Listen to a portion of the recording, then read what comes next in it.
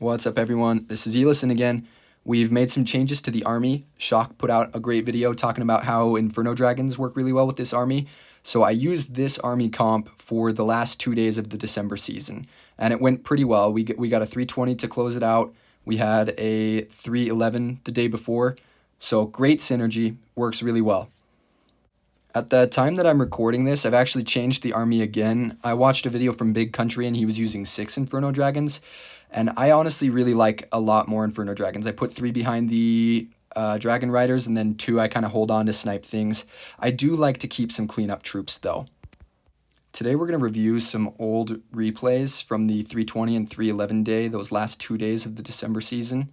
The previous days, I dropped a significant amount of trophies. There was like 5 days of the December season that I just couldn't even play because I was out in Costa Rica for the holidays and didn't have service.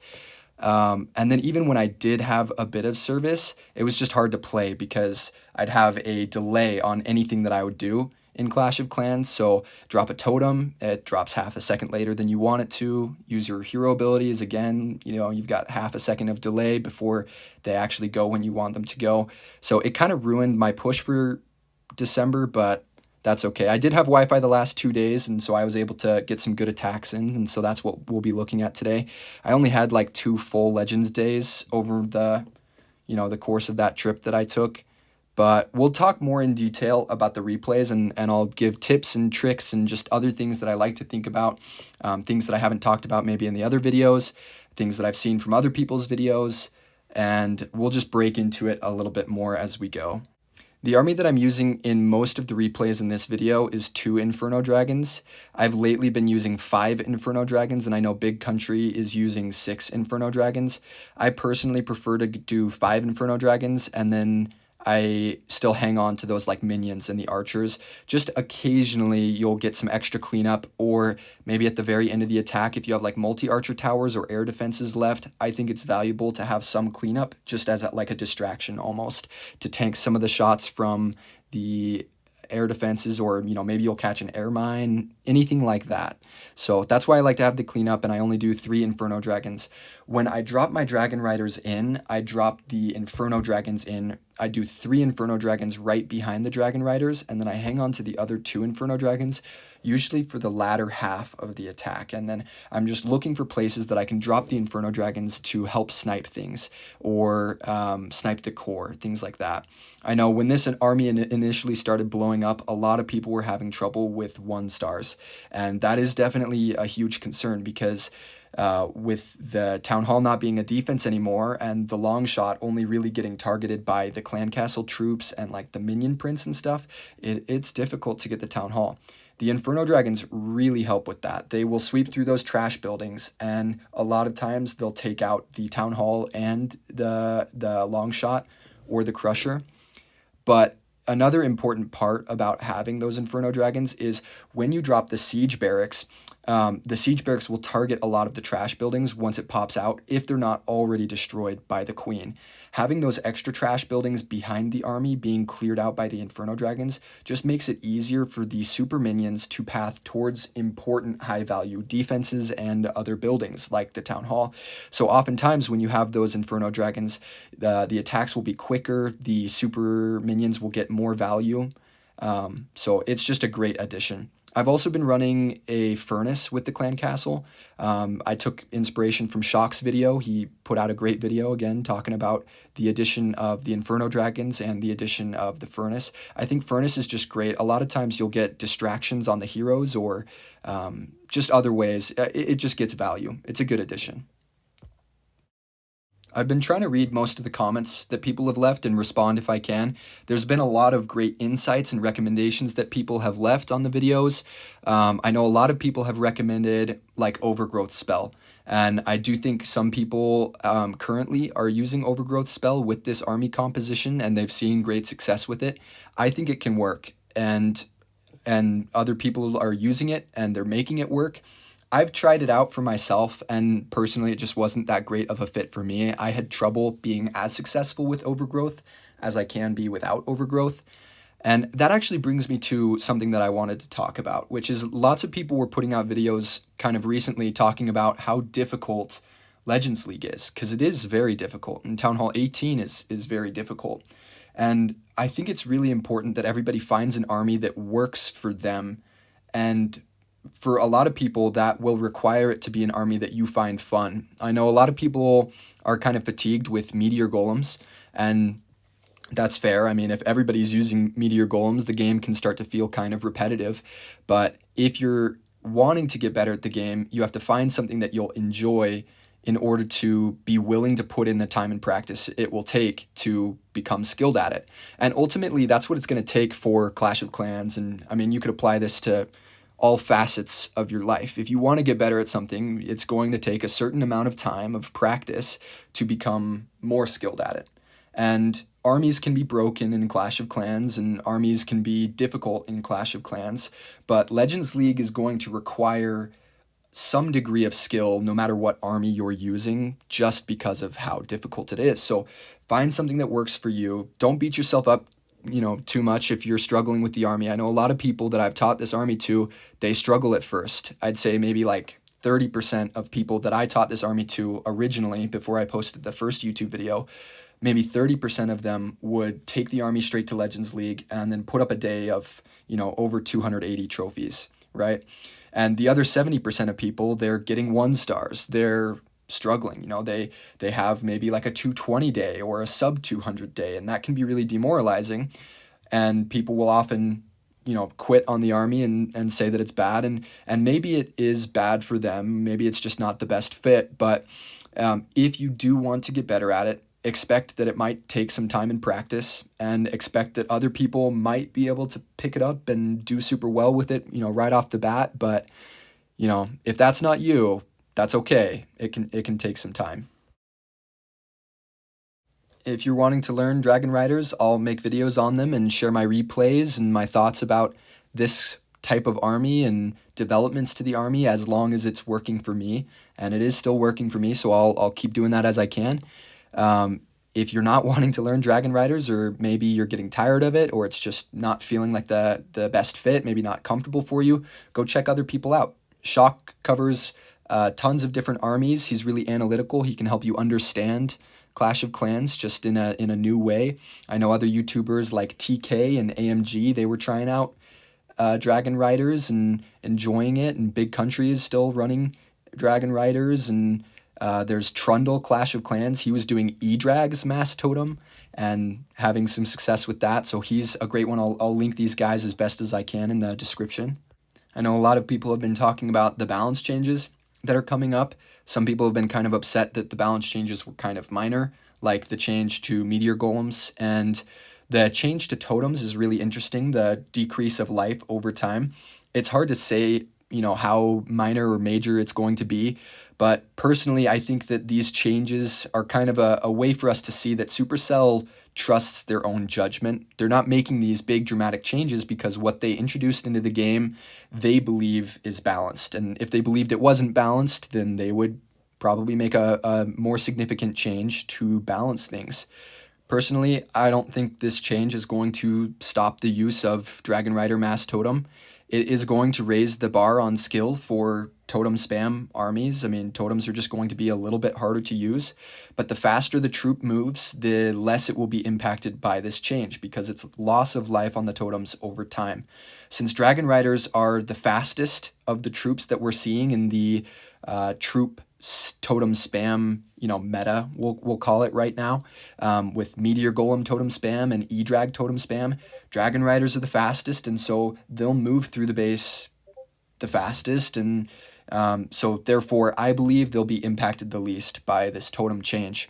I personally plan to keep using them, and we'll see how they do, but that's just my take. I think that anybody that's looking to use Dragon Rider's Mass Totem, I think we're fine with this change. And I'll cut the yap here in just a second, and we'll go into reviewing the replays and talking about what's going on, why I'm choosing to do certain things in these replays. I just, again, really want to hammer home, don't go too hard on yourself. The game is really hard, and if you're in Legends League, you're in the top 100,000 players in the game. If you're in Electro 33, there's only a few 100,000 players in there, and that's a feat. Like, be happy. The game is hard, and you're playing the game on these difficult modifiers. So be better than last time. Take that philosophy into the game and, take it into your life. If you're wanting to get better at something, then look at where you were and try to be a little bit better than last time. It'll take some time. If you finished a season, maybe rank like 80,000, next season go for 70,000. And if you're going for just better than last time and you're going to beat that 70,000, but you get a 50,000 ranking, then fantastic. That's significant. You did an awesome job. One last thing that I do kind of want to make note of is when I started using Dragon Riders and Mass Totem, the base building meta was specifically built to defend against meteor golems. And so we got a lot of those really weird bases that everybody's seen everywhere, where it's an Invis Rage core and almost every wall in the whole game circled around about it, and just a bunch of random stuff everywhere else around it. And for meteor golems, that was really hard. But for Dragon Riders, that was like the easiest stuff ever. You just charge right into the core. It's so easy to funnel, and the base is just game over. You can swag like 5 totem spells on, that one classic base that everybody's seen, right? But the base meta has changed a lot. You're seeing this base that I'm attacking right here with the Town Hall at the very end and the Invis core. That is so drastically different from what it was at the start of Town Hall 18. And a lot of people were thinking that this army is really base dependent, and it kind of was to a degree. I was kind of preaching early on to charge your army into the highest DPS section of the base and use your Warden ability early. And for that type of base, it totally works. I kind of had to change my play style and adapt as the bases adapt, because for a base like this, that just doesn't work. You can't just charge right into the core of the base. And that kind of brings me to what I wanted to talk about more today, which is the importance of funneling. As the base meta has changed, funneling has become what I believe to be the most important part of this attack. I've mentioned in other videos that this attack strategy is so fast that you can really spend a lot of time practicing your attacks. And as many of you guys might have seen from these replays that I've showed already, you'll see that countdown timer, 3, 2, 1, and go. And a lot of times on my hits, if I'm not certain of how I'm going to funnel the base, I take extra time because I want to be sure that I'm going to hit it the right way. And so I'm focusing on the defenses specifically. I'm looking at the path that's going to be created by the defenses to funnel my army through the base, I meant to say. So for this base, I've attacked it a few times. I use my queen. I'm wanting to clear out the monolith compartment because I want my dragon riders to come in at that top compartment with the super wizard tower. Royal Champion goes in on the other side again to kind of help clear out that compartment.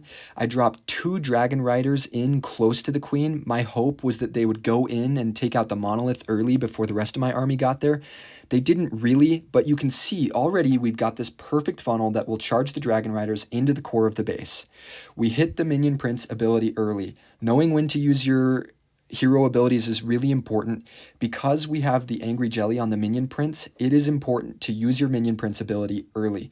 If you don't use your Minion Prince ability within the first 30 to 35 seconds of the attack, the Angry Jelly will wear off, and then the Minion Prince will start lagging behind the Dragon Riders, where he's not going to get the best value that you could get against defenses, because that's what the Dragon Riders are moving on to.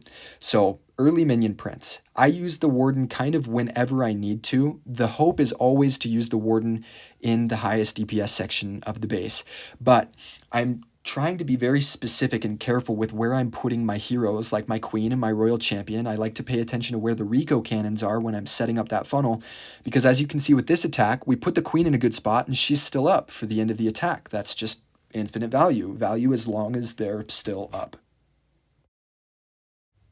Okay, this next attack really showcases the time and thought that I put into funneling the bases. So for bases like this, where there's just an invis core on the town hall and nothing else, I don't actually trigger it with my giant arrow a lot of the times, because oftentimes when the army gets back to it, it'll re-trigger, and also there's just not many high value things in that invis compartment, so I just don't really need to deal with it. There's lots of ways for me to deal with it. I can trigger it, I can place totems, and there's space for me to place totems as well. With the Royal Champion, you can see where I put it down. I placed and invest a lot of totems to keep the Royal Champion alive to really set the funnel over there.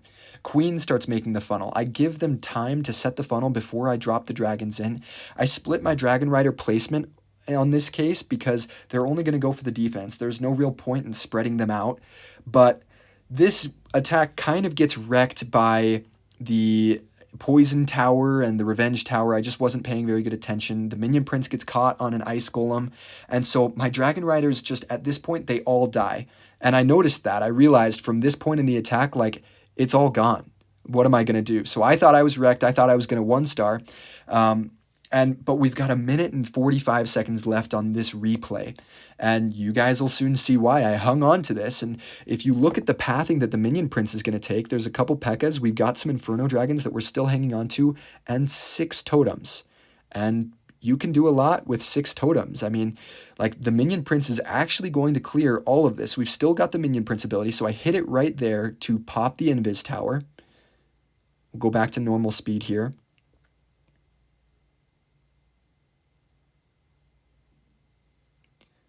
And man, like the luckiest thing ever happens to me right here, which is that half of the army goes in for the core and my Minion Prince goes to take out the Revenge Tower. So that Inferno Dragon right in the core with the totem, the Inferno Dragon is going to clear up all of that. And we get to see the great strength of Inferno Dragons, especially late into the attacks. Minion Prince clears out the Revenge Tower, and like the Air Sweeper is just helping us here. Look at that. The Air Sweeper pushes it out of range of the Inferno Tower, and we get just enough time for other things to come in for the Inferno Tower to lock on so that the Minion Prince stays alive. And this, what looked like a hopeless attack, is a triple, miraculously, because I hung on and I used my totems.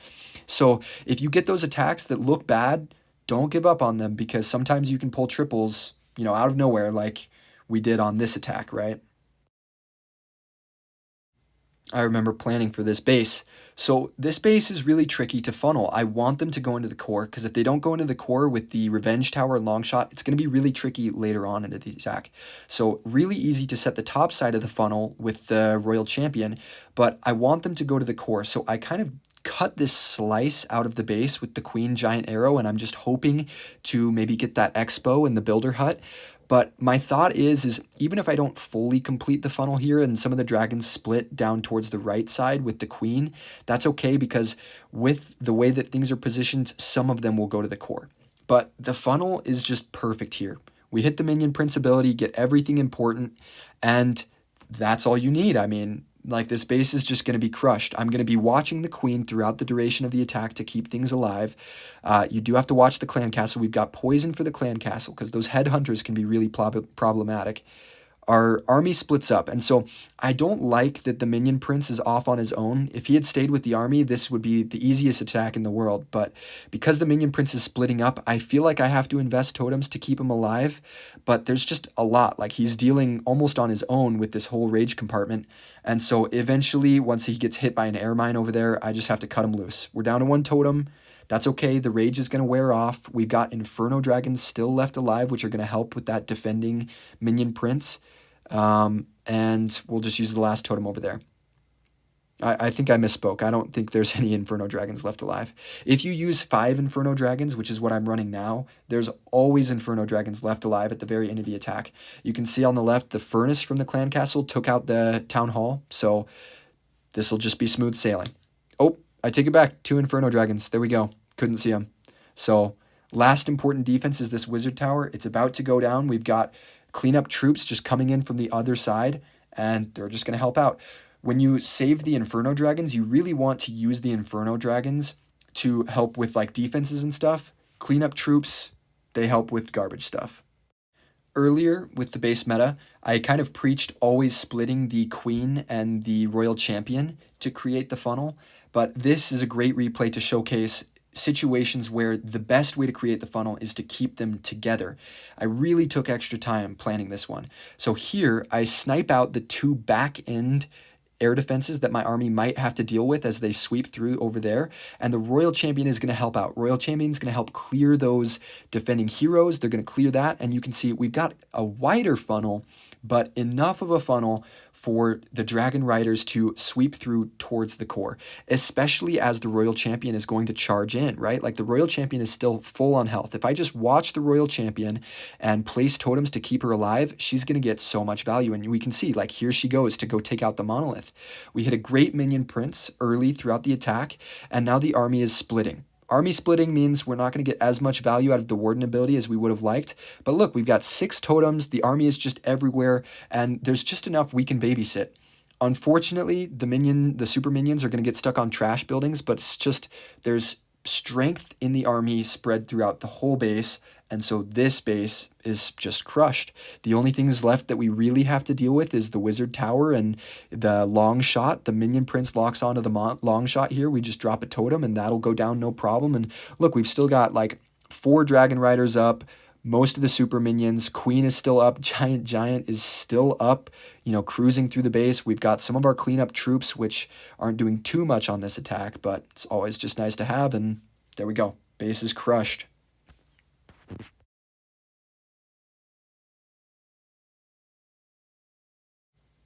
This one is yet another classic base. If you were paying attention to the replays earlier on, you would have seen that I attacked and failed this base on the first day of replays that I was sharing. That was on the 3/11 day that I got.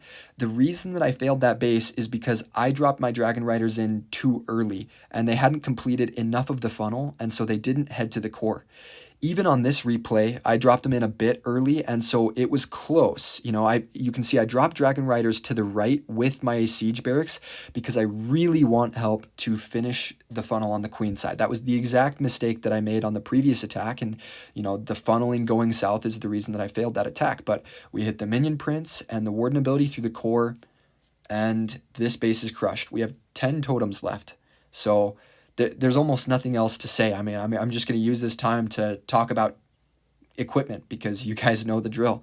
So I know a lot of people have asked about the Dark Crown instead of the Meteor Staff. And I've mentioned a whole bunch of times in this video, use what works for you. If you don't have equipment leveled up enough to use it, then that, quote unquote, won't work for you. If you have Dark Crown leveled up, then use it. Like Dark Crown is going to work fine. I think Meteor Staff is best. Any equipment is going to work fine with this army, in my opinion. But Meteor Staff will be best. With this one, some of you guys will notice this is actually the same base as one of the earlier replays that we shared, but I attack this base just completely differently to set the funnel. And a lot of times when you're attacking bases, there's multiple ways to set up the funnel. There's not always one right answer, which is so great. It makes it easier to feel comfortable with this army, knowing that a lot of times there aren't necessarily wrong answers with the side of the base that you're setting up the funnel on. So here, our funnel is just beautiful. I'm not too happy that the giant is about to walk right into a Rico cannon, but the Royal Champion is still up for a second. She'll probably go down here in a little bit, but we still have that Phoenix, and so that'll be great value. That's going to clear out a bunch of buildings on that top side. We used the Minion Prince ability. We got to the core so fast, and we got the Warden ability, and we've got 8 totems. So you guys know the drill. This base will be crushed. We'll drop in Inferno Dragon on the right side. I'm just going to start sniping things off with that. I think I'm going to put the other Inferno Dragon probably on the left side just to support the queen. We're definitely going to use a totem on the Rico cannon by the queen just to keep her alive so that we can really just crush this base. But some of you guys probably noticed these bases aren't all maxed. And again, that is just because while I was in the top 200 globally, I had like 3 days where I missed all 8 of my Legends attacks and dropped from 5,600 trophies down to 5,000 trophies. And then over these 2 last days of the season, I was able to come from 5,000 trophies up to like 5,300 because we had strong offense, strong defense. Alrighty, this is another great example of kind of pairing the RC and the Queen together to help make the funnel. I spent some extra time on the funnel here. I really wanted to make sure that the Royal Champion dealt with the multi-geo tower so that it didn't just shred through the Queen and Giant. But as the Queen and Giant head through that backside, there's not going to be too much to take them out, and so it'll be lots of value. And look, the RC just deals with that entire rage compartment.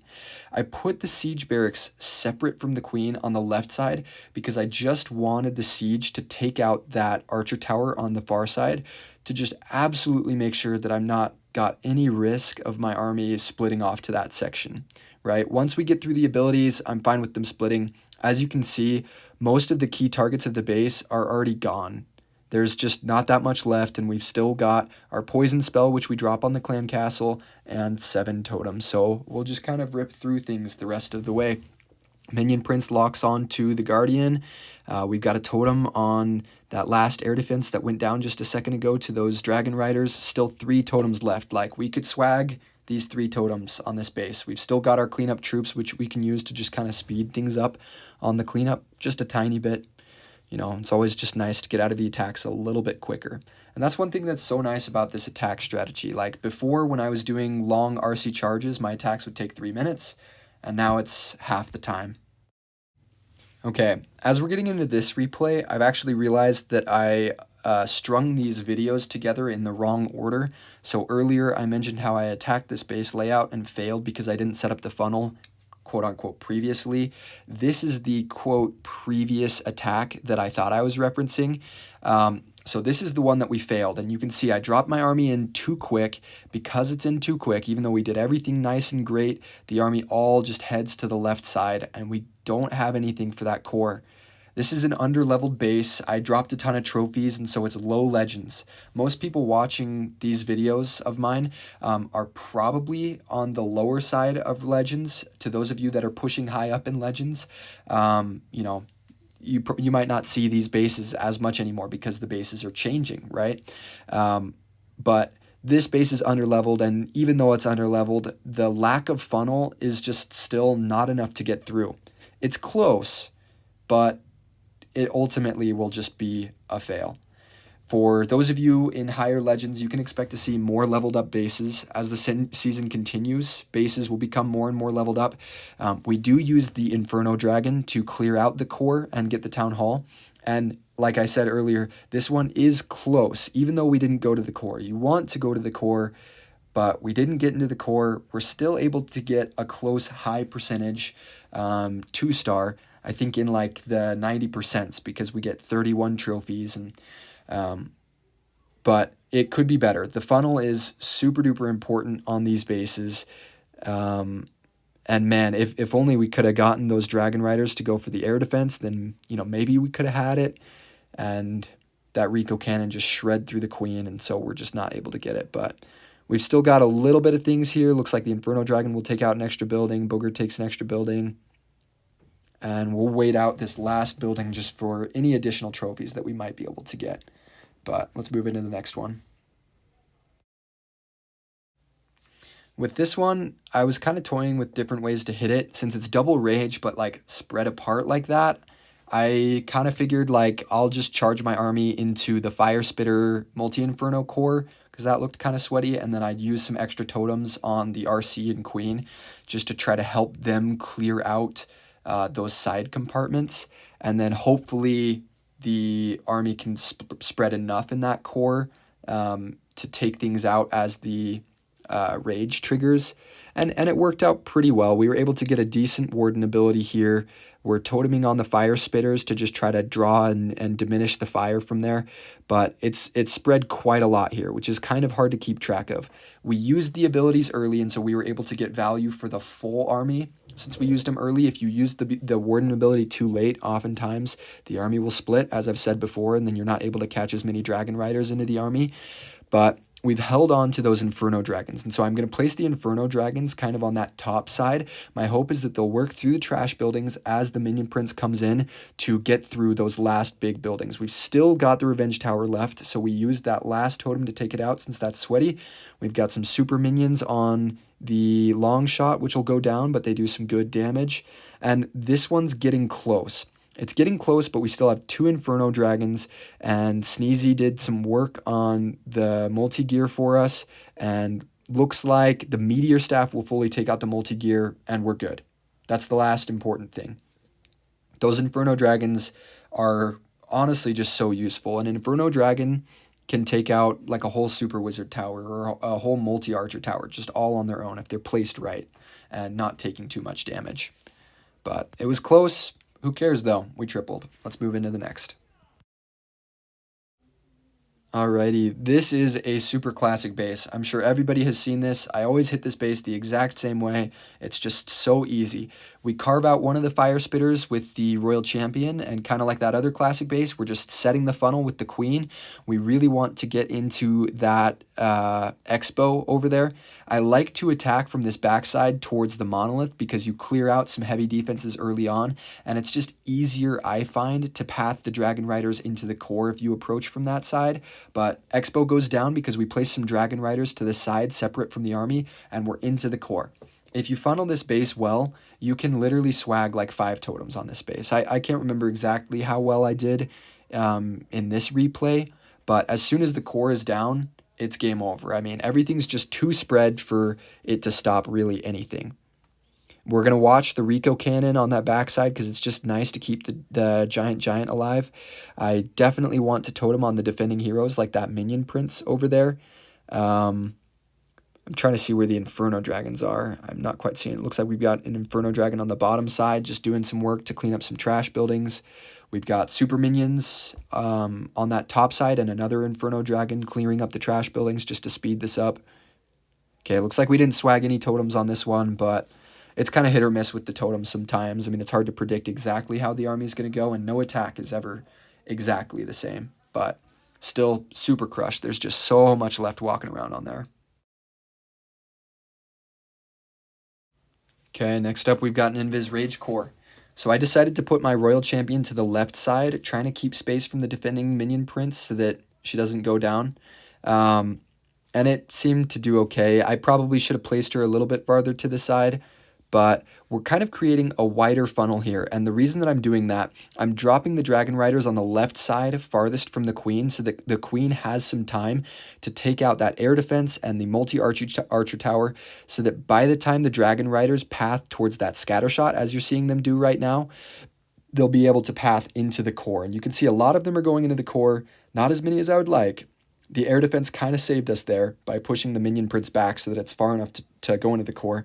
But as a result, the funneling didn't work too great. We lost a lot of Dragon Riders, and so it'll be a little bit tricky. We'll really have to watch things and keep them alive. But we do have enough to get through the base. There's just not that much air defense left. I mean, the Fire Spitter isn't going to be much of a problem as the army sweeps around that right side. The Warden is still over there, and then we've got those Super Minions cleaning up the trash buildings. And if you watch, we've got P.E.K.K.A.s and Wizards heading down to the bottom side to help out that Inferno Dragon do some cleanup. They'll take out the enemy king, and the Inferno Dragon will help with that as well. And we're just keeping the Minion Prince alive in the core, because the Minion Prince will just tear all of this stuff up. Use the last totem on the Fire Spitter. There's just, I mean, a lot of stuff died early on into the attack, but with these kinds of bases, the only thing that really matters is the core, and if you clear the core, then it's all good. So that's all I've got for you guys today. Take care. I'll post another video with my Legends League hits later. See ya.